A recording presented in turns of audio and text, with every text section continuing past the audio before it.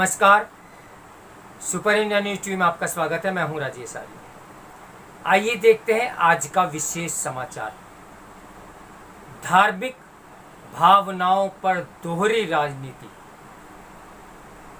हिंदू देवी देवताओं को कुफ्र कहकर घृणित बताना तो दूसरों का अधिकार है, किंतु हिंदू किसी दूसरे मत को तथ्यतः भी अत्याचारी अंधविश्वासी नहीं कह सकता। कांग्रेस नेता शशि थरूर का यह कथन चर्चा में है कि हमारा यह हाल हो गया है कि धर्म मजहब के किसी पक्ष पर कुछ भी कहने पर कोई न कोई भावना आहत होने का दावा कर नाराज होने लगता है। तृणमूल नेत्री महुआ मोहित्रा द्वारा देवी काली के बारे में दिए गए बयान के संदर्भ में उन्होंने यह भी कहा कि ऐसी बातें सहजता से लेनी चाहिए, क्योंकि इसके पीछे किसी को चोट पहुंचाने का भाव नहीं रहता। थरूर की बात सही है।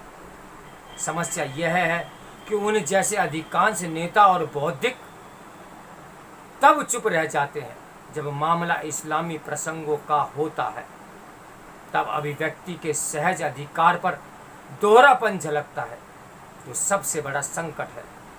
लोग किसी चोट से अधिक उस पर शासन और बुद्धिजीवियों के दो तरह से के रुख दिखाने से अधिक क्षुब्ध होते हैं। महुआ मोहित्रा के पक्ष में कही बात नुपुर शर्मा के लिए तो और सही है, जिन्होंने अपने देवता के उपहास पर प्रतिक्रिया में कुछ कहा। इसके विपरीत महुआ ने स्वतः टिप्पणी की। यह एक तथ्य है कि धर्म की आलोचना के मामले में हिंदू सबसे अधिक उदार रहे हैं। यहाँ ईसाई मिशनरी सदियों से हिंदू धर्म देवी देवताओं परंपराओं की खुली निंदा करते रहे हैं। अपने प्रकाशनों में वह यहाँ तक कि हिंदू तीर्थों पर खड़े होकर वे हिंदू धर्म को दुर्बल अंधविश्वासी बताते रहे हैं। ईसाई मिशनरियों की तरह इस्लामी तबलीगी भी बौद्ध हिंदू धर्म को कुफ्र, मूर्ति पूजक आदि कहकर निंदा करते हैं। वे हिंदू रीति रिवाजों, धर्म, पर्व, त्योहारों को भी अनुचित बताते हैं और मुसलमानों को हर उस चीज से दूर होने को कहते हैं जो हिंदू परंपरा से जुड़ी हो। रहन सहन, खान पान, वेशभूषा, बोलचाल आदि में भी मुसलमानों को हिंदुओं से कुछ साझा करने से मना करते हैं। इस अलगाव के पीछे केवल इस्लाम को ऊंचा और दूसरे धर्मों को झूठा बताने पर जोर रहता है। मिशनरियों की तरह इस्लाम भी हिंदू धर्म के महापुरुषों पर आक्षेप करते रहे हैं, किंतु जब कोई हिंदू इस्लामी मतवाद के संबंध में प्रामाणिक बातें भी कहता है, तब उसे अपमान कहकर हिंसा हंगामा किया जाता है। तब अधिकांश नेता और बौद्धिक उस बेचारे हिंदू की ही निंदा शुरू कर देते हैं और कानून संविधान को ताक पर रखकर मुसलमानों को भड़काते हैं, जबकि उसी समय मुसलमानों को समान नैतिकता की सीख देकर सार्थक चर्चा हो सकती है।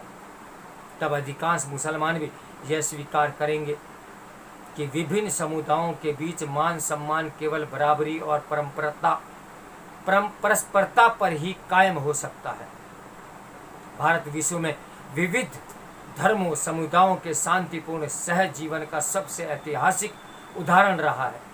इसका श्रेय हिंदू धर्म परंपरा को जाता है, जिसमें मत विश्वासों में विधिवता को स्वीकृति है। इससे इनकार कर हर अवसर पर हिंदू समाज को ही दोषी ठहराने का अभियान चलाता है और चलता है। जब कभी हिंदुओं के खिलाफ संगठित हिंसा होती है, तभी भी मामले को रफा दफा करने की कोशिश होती है, दोषियों की पहचान तक छिपाई जाती है। किंतु यदि प्रतिक्रिया में एक भी चोट हो तो सारी दुनिया में हिंदू फासिज्म से असहिष्णुता, अल्पसंख्यकों पर अत्याचार का अंतहीन प्रचार शुरू हो जाता है। सारे यथार्थ बोध का तितांजलि दी जाती है। यह सब हिंदुओं पर दोहरी तिहरी चोट है। दुर्भाग्य यह है कि हमारे नेता और मीडिया के एक हिस्से के लोग इस पर सत्यनिष्ठ रुख अपनाने के बजाय दलीय राजनीति की रोटी सेकने लगते हैं। फलतः सामुदायिक संबंधों के समान मापदंड बनाने या धर्म विश्वास की आलोचना को सहज बताने का अवसर नष्ट हो जाता है और सामुदायिक द्वेष बढ़ता जाता है। ईसाई और मुस्लिम नेताओं ने हिंदू उदारता की बात समय समय पर स्वीकार भी की है।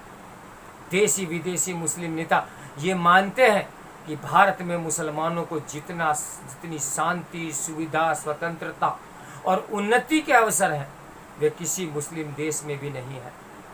आज के सुलभ सूचना युग में इन तथ्यों को कोई भी परख सकता है, किंतु विविध दल, देशी विदेशी संस्थाएं और निहित स्वार्थ वाला प्रचार तंत्र मुसलमानों के विरुद्ध भेदभाव और अन्याय की झूठी बातें भी फैलाता है।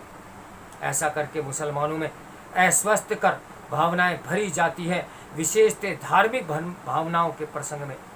जबकि सत्य यह है कि भारत भूमि के तीनों खंडों भारत, पाकिस्तान, बांग्लादेश में हिंदू समाज ही निरंतर चोट और अपमान झेल रहा है। पाकिस्तान और बांग्लादेश में तो हिंदू बाकायदा निम्न दर्जे के नागरिक बना दिए गए हैं।